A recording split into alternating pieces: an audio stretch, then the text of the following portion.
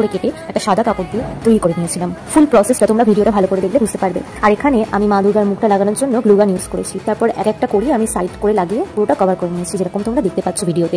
তারপর এখানে কানপাশা সবকিছু আমি এখানে তৈরি করে নিয়েছি। এবারে আমি কানের দুল তৈরি করার জন্য যে মলাটগুলো হয় সেই মলাটগুলো গোল গোল করে কেটে নিয়েছিলাম। তারপর এখানে অনেক কটা এই বল আমাকে বানাতে হতো, সুতোর বল। এটা বানানোর প্রসেসটাও আমি একটা ভিডিওতেই তোমাদের দেখিয়ে দিলাম।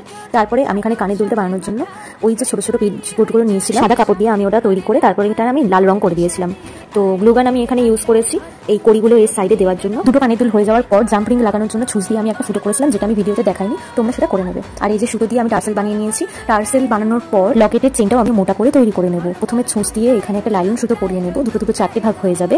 তো আমি একটা ভাগ করে আলাদা আলাদা করে নেব। ভালো করে ভিডিওটা দেখলেই বুঝতে পারবে আমি কিরকম ভাবে প্রসেসটা করেছি। ব্যাক টার্সেলটাও আমি এখানে একটু মোটা করে তৈরি করেছিলাম। তো ফাইনাল লুকটা দেখো কেমন লাগছে জানিও।